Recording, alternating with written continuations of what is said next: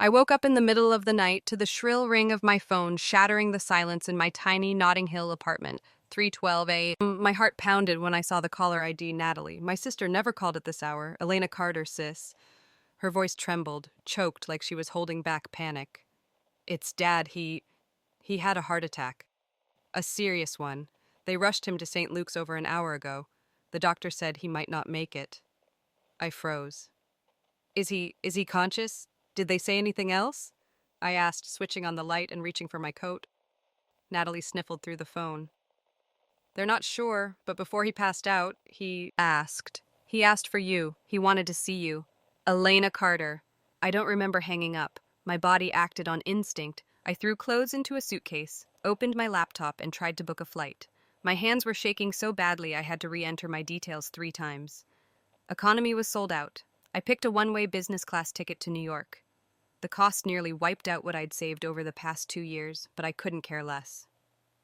My father, the man who stood in the crowd cheering me on at my first fashion show, the one who forced me to eat breakfast every morning just to sigh and say, fashion's a hobby, not a career, was now lying in a hospital bed calling my name with what could be his last breath.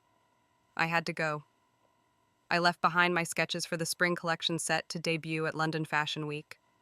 I'd spent 3 years here clawing my way up in this ruthless industry building trust connections, and now with one call I was about to risk everything.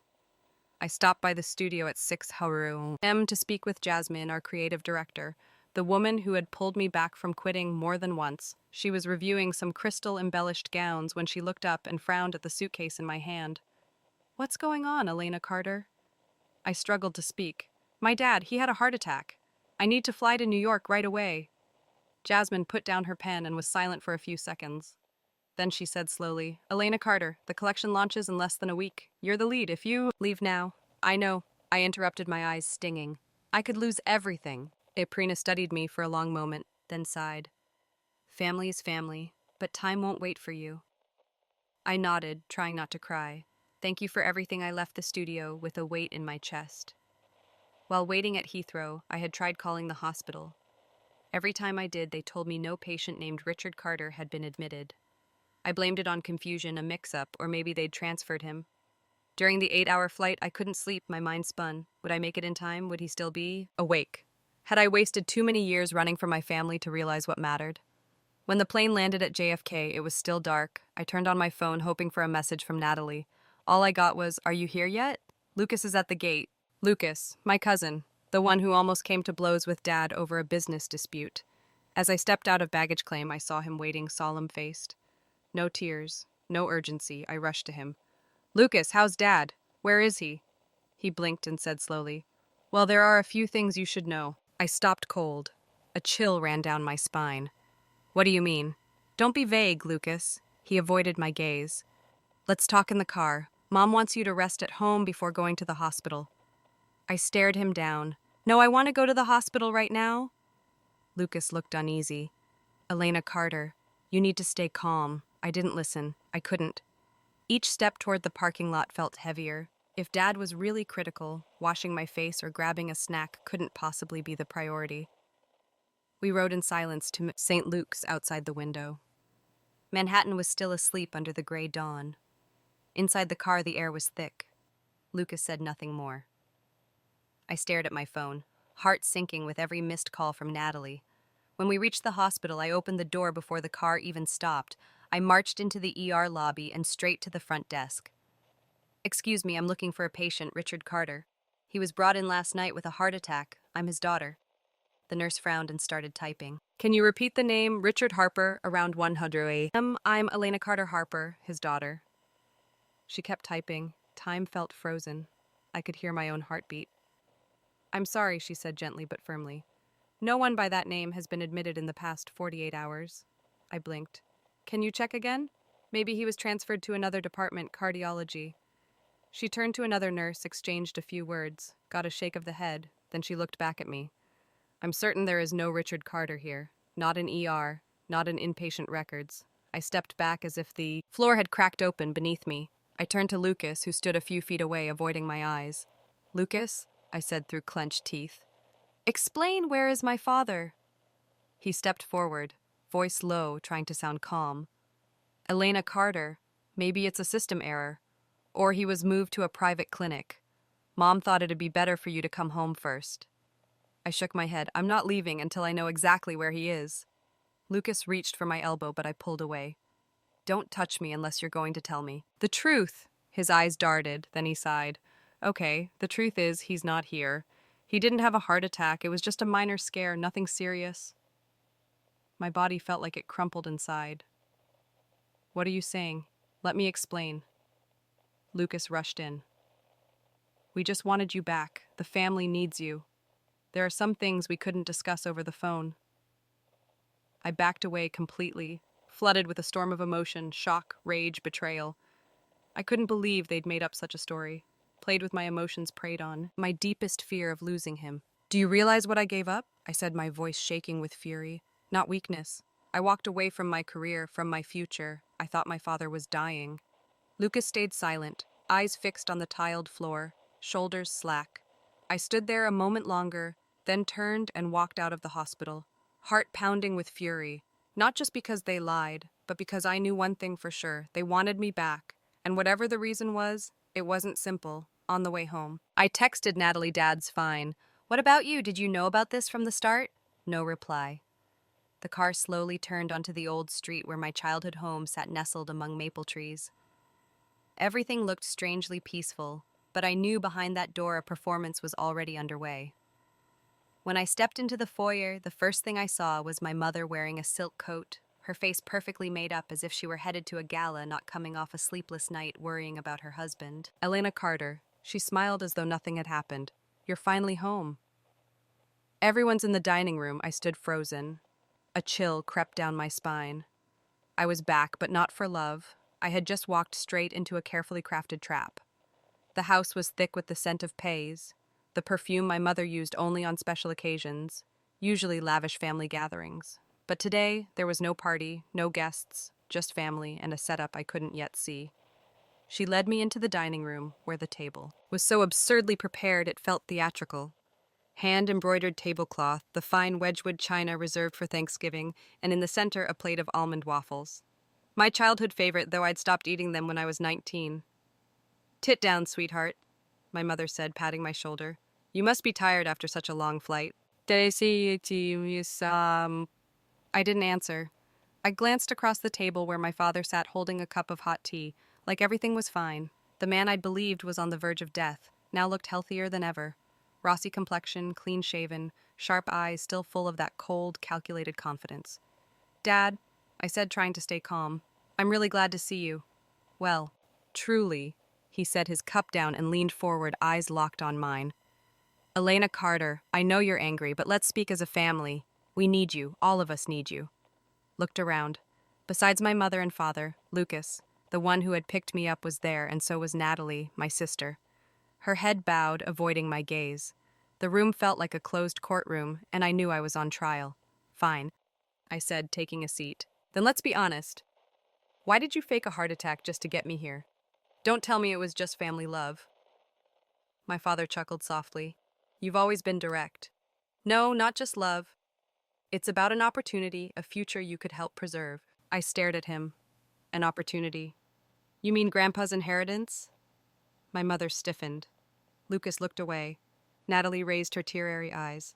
We weren't going to keep it from you much longer, my mother rushed to say. But you know your 30th birthday is in less than a month, and according to the will, you'll receive the entire amount. $8 million, I interrupted. $8,300,000, including the investment portfolio and the Vermont property. Silence, you knew? My mother asked, stunned. Of course, I replied coolly. Grandpa was the only one who ever respected my choices. He told me everything before he passed, that I'd get my share when I turned 30 with one condition: I stay out of the family business.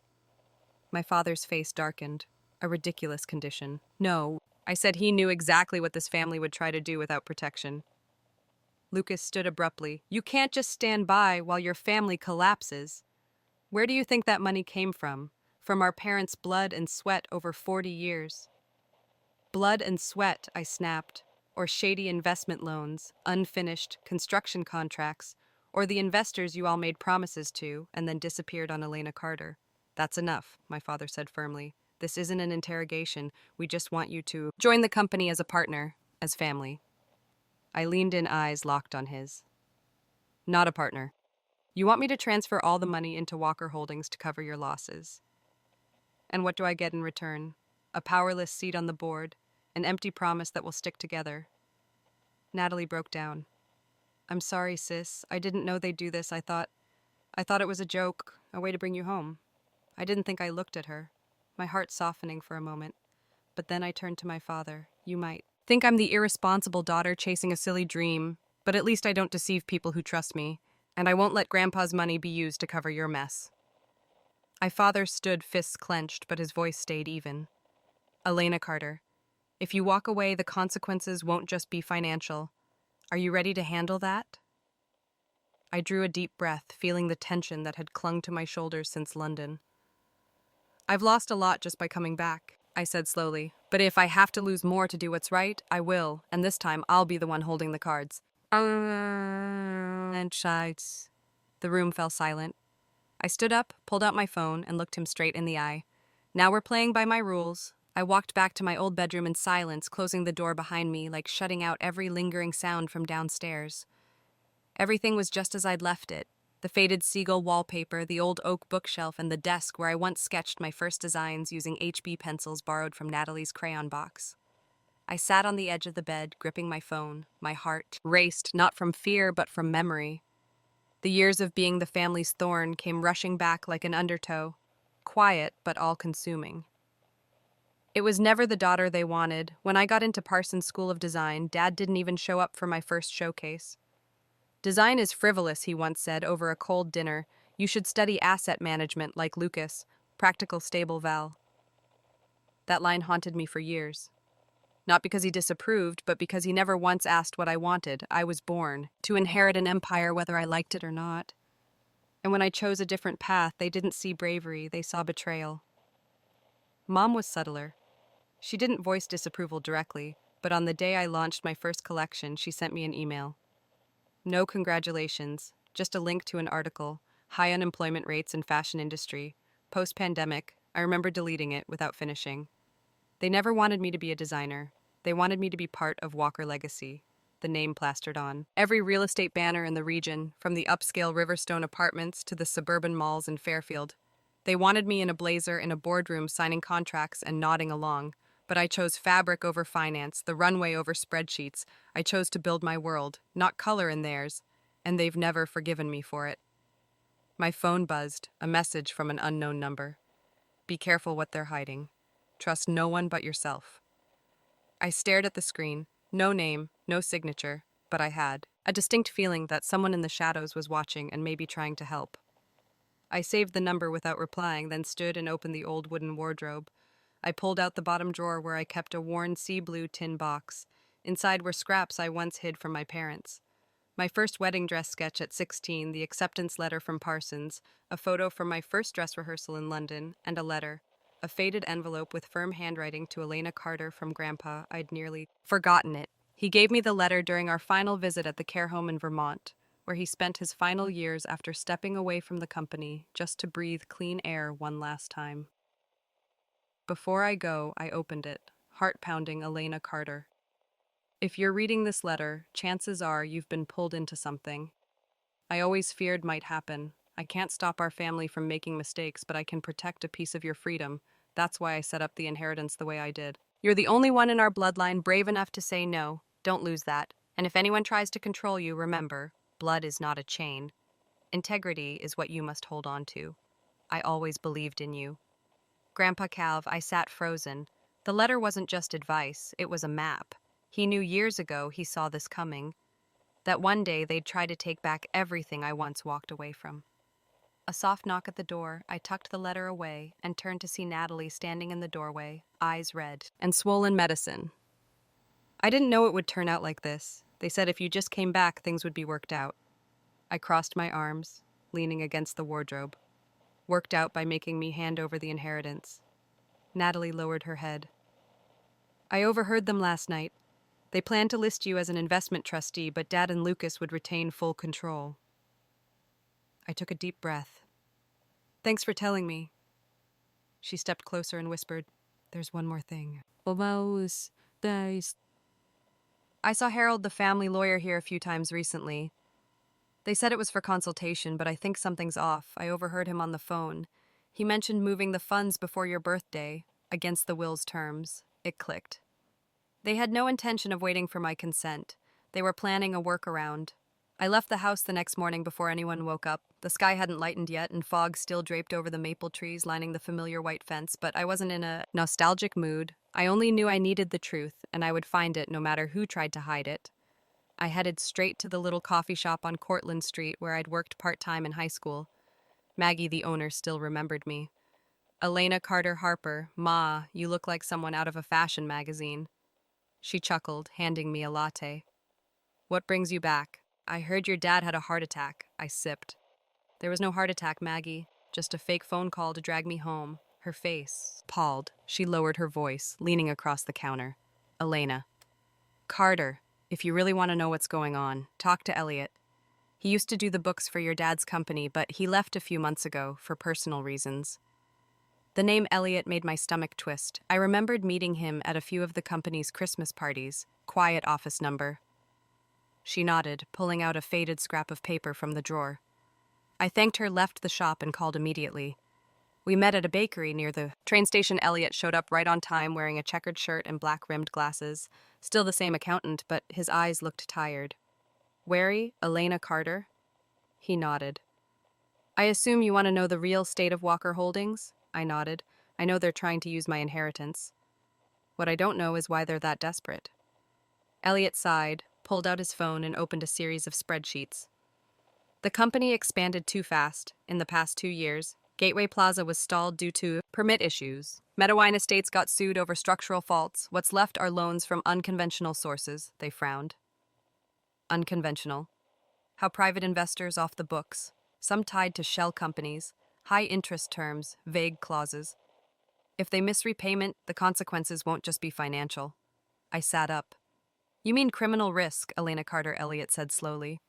"Walker Holdings is running like a Ponzi scheme. They're using new investor money to pay old investor returns. There's no actual profit from projects. Most are stalled, or worse, frozen." A chill ran through me. It was all clear now. They didn't just need my money to save the company. They needed me to cover a crumbling con. And if I don't sign over the inheritance, they can't touch the money. Elliot confirmed. "I've seen a copy of your grandfather's trust clause. It's airtight. You're the only one authorized to release funds." But he hesitated. "I know Harold, the lawyer, is working on a back door. They're pressuring you to voluntarily invest, but if that fails, they might forge your signature or worse, declare you legally unfit to manage your assets." My breath caught. They'd go that far. "Elena Carter, they already faked a heart attack. Nothing's too far anymore." I left the bakery with a weight in my chest. Each step on the sidewalk felt like I was walking across the cracking foundation of my family. Dad, the same man who once carried me home after I crashed my bike at 7, was now plotting to steal my future to preserve his perfect businessman mask. Mom, the one who used to brush my hair before every high school presentation, now sat across from a lawyer plotting how to force my hand, and Lucas, my brother. When did he become the man knocking on my door at night, asking for a signature? I pulled out my phone and messaged the one person I could still trust. Daniel, my ex, now a state-level financial crimes investigator I need to meet. It's about investment fraud and asset transfers. Urgent. I didn't know exactly what I was stepping into, but one thing was certain. This wasn't just a family matter anymore. This was large-scale fraud. I met Daniel that afternoon at a discreet cafe in Stamford, far from town, and even farther from anyone tied to my family. He was the same. Farrakhan, sharp amber eyes, hard to read.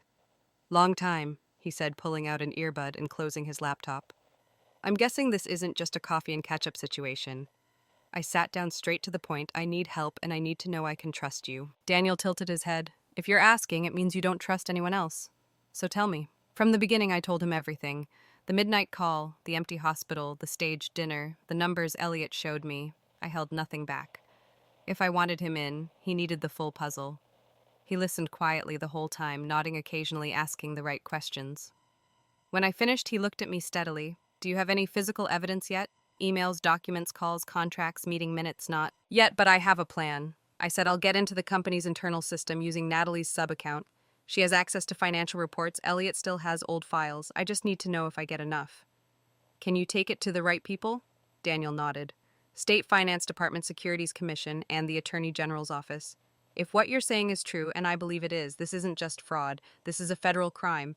And if they try to force me to sign before my birthday, don't sign. Anything, I'll get a lawyer involved, Daniel said. What about your grandfather? Did he have a lawyer before he passed? Yes. His name was Martin Blake. He was Grandpa's close friend, specialized in estate law. Daniel jotted it down. Find him. If he set up the trust, he'll know every clause and how to block any illegal transfer. That night when I returned home, I slipped into character. I smiled politely at dinner, asked Dad about the new development project, feigned interest in the suburban expansion he bragged about. My mother watched me with an expression that said she wasn't sure whether to believe in this calm or brace for a storm. I pretended to be tired and asked to turn in early, but really I was waiting. At 11 p.m., I knocked softly on Natalie's door. She startled when she saw me, but opened the door.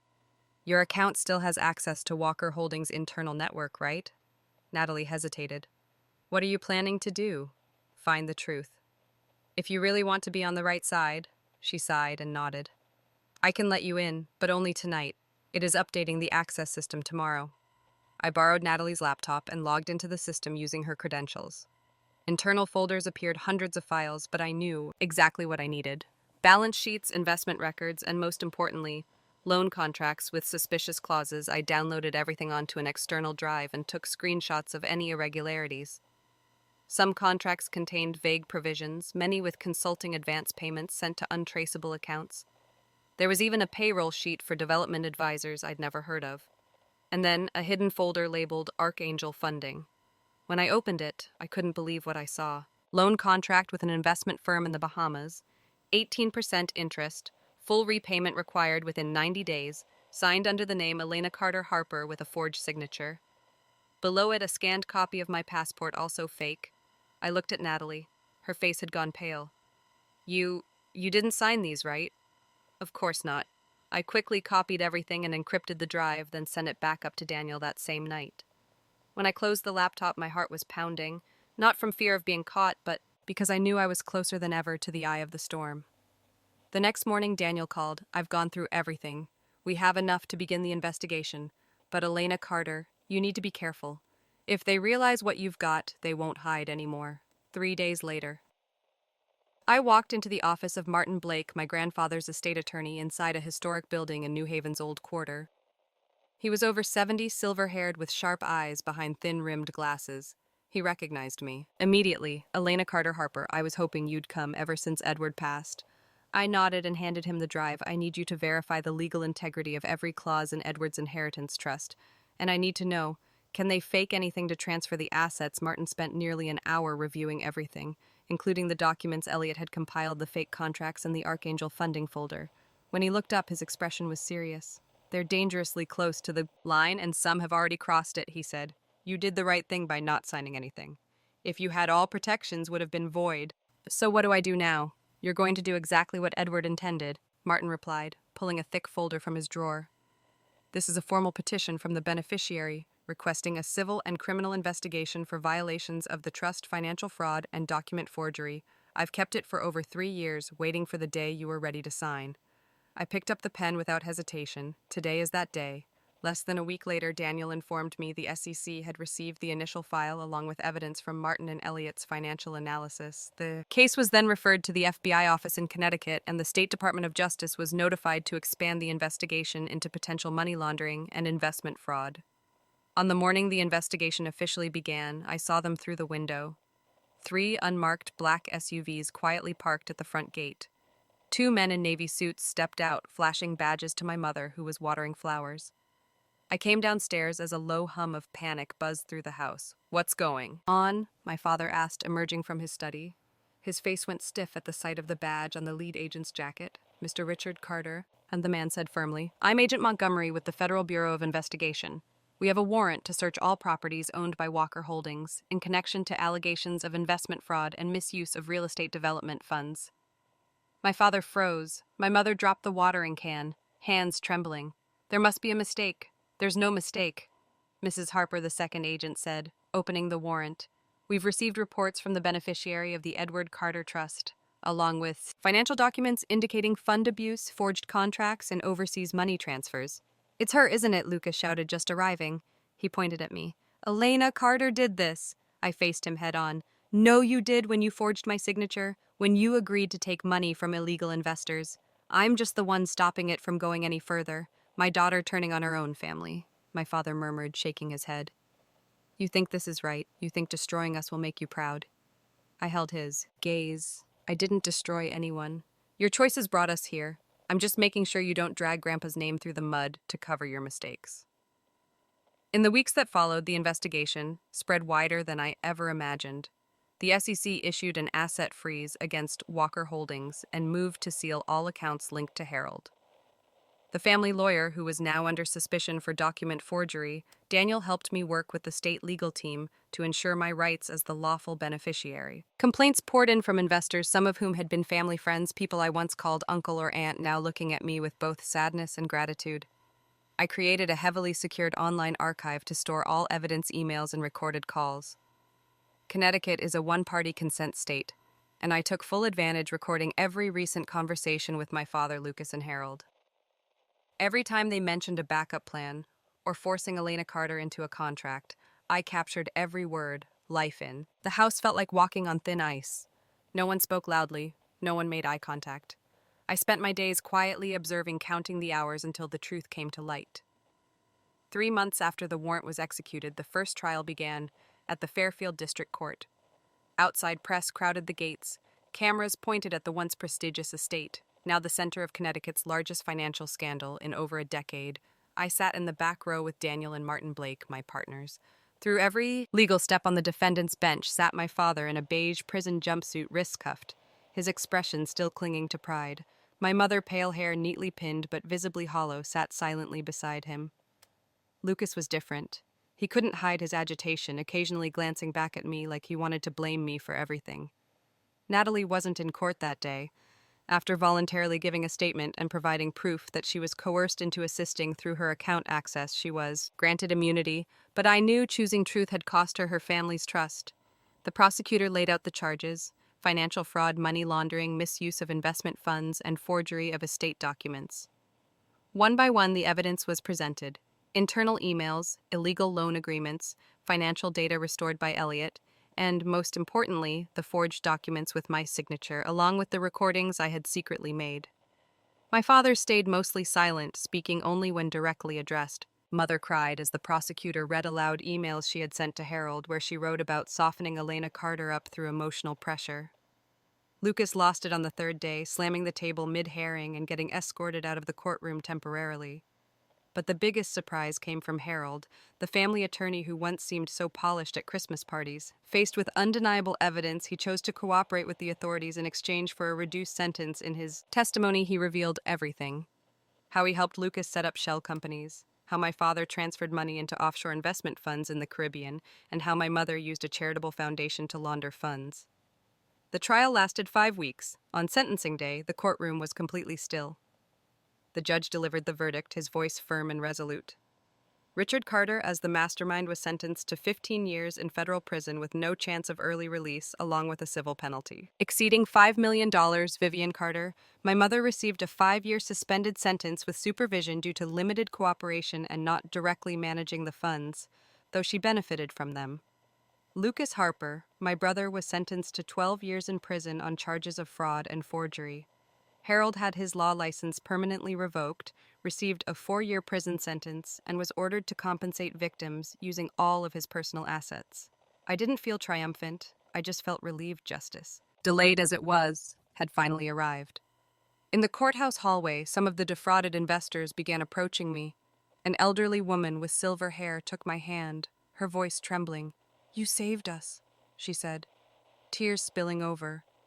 "We won't recover everything, but at least the truth didn't stay buried." Chosu.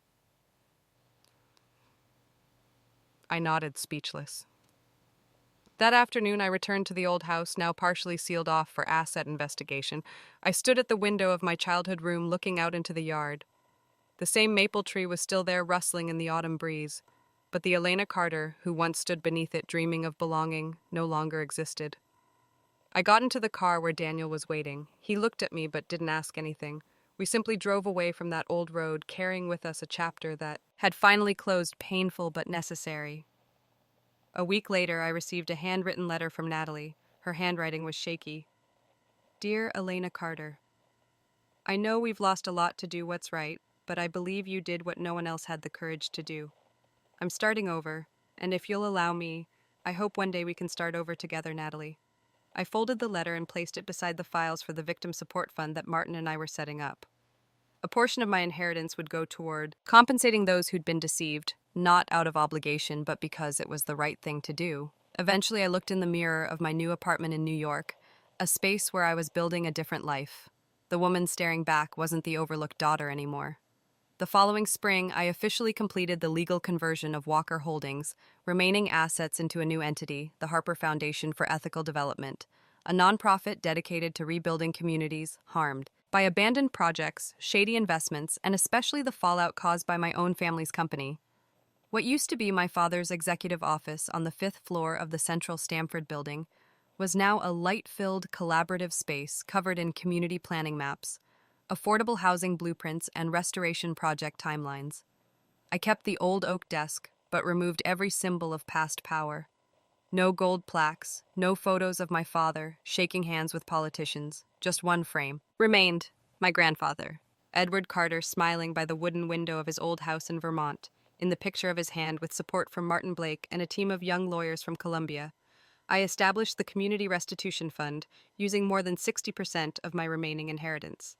Those defrauded by Walker Holdings, from retirees who lost pensions to unpaid contractors, were invited to submit claims. Within 3 months, we approved over 120 cases offering compensation for up to 70% of their original losses. Daniel helped me connect with federal agencies and Connecticut state government to secure additional funding, turning the Harper Foundation into a pilot model for other states, focused on post-fraud economic recovery. Natalie, after undergoing therapy and cutting ties with Lucas, became the foundation's director of communications. No one expected the girl who once helped stage the lie to become the voice behind speeches that moved hearts and told the stories of those hurt by greed. A day during a project meeting for the Affordable Housing Initiative in Bridgeport, I received a small package. Inside was an old wedding dress sketch, the original one I had drawn at 17 and thought I had lost. Alongside it was a handwritten note. This belongs to you. Keep creating something beautiful, Mom. I didn't know who she had asked to send it. After the trial, my mother served her probation quietly in a small town in Maine. We hadn't spoken since, but that sketch with faded lines still intact tightened something in my chest. Maybe in the rubble of everything that had broken, small pieces of forgiveness still remained. Not enough to rebuild, but enough to soften. Every week I spent one afternoon with a group of high school students in the first relocation complex we had finished. The kids called me Model Elena Carter because I used to work in fashion. They loved telling me about their redesigns of the world, a bridge that lights up when someone feels sad, a hanging park between two old buildings, a library that only opens at night for insomniacs seeking peace. And I listened. Not to spark inspiration for a new collection, but to remember why I started this journey, not to prove myself to anyone, but to build a place where no one is left behind because of someone else's mistakes. I also started writing essays about justice, trust, and how a woman once seen as the family rebel could rebuild the moral foundation of an entire community. My pieces were published in outlets like Forbes, Harvard Ethics Review, and even Vogue. I remember when the Vogue editor reached out, "We want to feature you not just because of fashion, but because you've redefined what elegance means, from fabric to social responsibility." 3 years later, I stood in front of the new headquarters of the Harper Foundation, a building repurposed from one of Walker Holdings' abandoned projects, now home to a vocational center, a community library, and an entrepreneurship hub for young women. I cut the ribbon to applause, not from elites, but from people who had once lost everything and were now beginning again. I looked up at the sign. Rebuilding isn't just about building back, it's about building right from the start. 1 October. Afternoon, I visited the Women's Correctional Facility in York, Connecticut. My mother had agreed to serve an 18-month sentence after being discovered assisting my father in hiding illicit funds. She had been transferred there over 6 months ago. But this was the first time I had requested a visit. The visitation room wasn't what I expected. No thick bars or gray walls, just a simple space with plastic chairs and quiet doors. dim yellow light falling from round ceiling fixtures. My mother entered in, a light blue uniform, her hair neatly tied, her face still composed but visibly hardened. She paused when she saw me, then sat down across from me, maintaining a careful distance. "Elena Carter," she said softly, as if afraid her voice might shatter the fragile air between us. I nodded. "I got the wedding sketch you sent." She looked up, her eyes flickering. "I didn't know you still had it. I almost threw it away," I said gently but honestly. "But then I thought if you held on to it all these years there must have been a reason," she sighed. "At first it was out of anger, then regret. Eventually I kept it as something I could never say out loud." "What was that?" "That I was wrong to want you to become someone you weren't." I was quiet. That sentence, though years too late, hit a place deep inside me where I had once wondered if she ever truly saw me. I always thought protecting the family's image was the most important thing. She continued, "I was raised in a world where mistakes weren't allowed to show, but I never imagined I would be the one making the biggest mistake with my own daughter." I didn't know what to say. The fury that once burned in my chest now felt like ashes. No longer hot, but not yet cold. I just asked very softly, "Why didn't you speak up when Dad and Lucas planned to forge my signature?" She bowed her head. "I was afraid if I said something they'd cut me out. I know that doesn't excuse my silence, but at the very least I sent that sketch as a way to say, I still remember who you were before I tried to make you someone else." I clenched my hands and slowly released them. "I don't know if we'll ever be mother and daughter again, but I think we can start by listening." Us. She nodded. "That's all I hope for." On my 33rd birthday, I didn't throw a party. Instead, I returned to Vermont, where my grandfather once lived. I lit a candle in front of the old house, now a shelter for women facing financial hardship.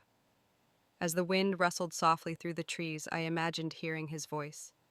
My stubborn girl finally found her way. I smiled, saying nothing. Back from Vermont, I received an invitation to speak at an international conference on business ethics in Berlin. They wanted me to share my story not as a family scandal, but as a case study of someone brave enough to challenge a broken system, even when it was built by those closest to her. At first I hesitated. I wasn't a public speaker, and I didn't enjoy exposing old scars to strangers.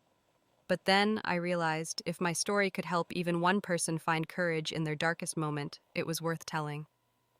Standing before a warmly lit hall filled with hundreds of eyes, I didn't begin with fancy terminology or complex graphs. I started with a simple sentence. Sometimes you have to choose between protecting your family's reputation or protecting your own conscience. I spoke about the 300-day phone call, the fake heart attack, the collapse of trust, and the unbearable loneliness of realizing the people who should have protected me were the ones who hurt me most. I didn't share to accuse, but to make clear. Silence does more damage than the truth ever will. Afterward, a middle-aged woman approached me. She was the director of a fund supporting victims of familial financial abuse. "You're not alone," she said, holding my hand. "Your voice speaks for thousands who aren't yet strong enough to use theirs." I once believed blood was sacred, unbreakable, that family, even when wrong, should be forgiven. But I've learned a painful truth. Betrayal from loved ones isn't lighter, it's heavier. Precisely because it comes from those we once thought safest. Family isn't built on DNA, it's built on choice, on choosing love, respect, and honesty. Each day I chose what was right, even at the cost of what once felt irreplaceable. I lost my father, my brother, and the image of a mother I once longed to impress. But I gained a new family, honest colleagues, communities rebuilt from ashes, and a sister who once strayed, but now helps me shape the future. One late afternoon, standing on the Harper Foundation rooftop as we installed solar panels for the next expansion, Natalie came beside me, holding 2 cups of hot cocoa. "Do you think Dad ever regretted it?" she asked, her voice as light as the breeze. I looked out at the blazing red sunset, then answered after a pause. "I'm not sure, but I think if he did, it came too late for it to matter." Natalie nodded, her gaze heavy, but no longer lost. She had stepped out of that shadow, and so had I. None of us are perfect, but we all have the chance to choose again. I kept writing. My essays were included in university curricula. On ethical leadership, I served as an honorary judge for a startup competition for young Black entrepreneurs. I received letters from people I'd never met telling me how my story gave them the courage to escape control, deception, or emotional abuse from their own families. And one quiet evening, when a teenage girl from Chicago wrote to tell me she had refused to sign an unfair inheritance contract because Elena Carter did it too, I understood. My journey was never just about me. It was a reminder that doing what's right is rarely easy but always worth it. And if I have to stand alone to defend it, I will, proudly, calmly, and without regret. Elena Carter's story is a powerful reminder that blood cannot justify betrayal. When faced with deception from those she once trusted most, she chose what was right, even at great personal cost. In a world full of compromise, she reminds us that integrity never goes out of style. Standing up, saying no to wrongdoing. That's not just courage, it's how we reclaim our worth. And sometimes standing alone is the only way not to fall.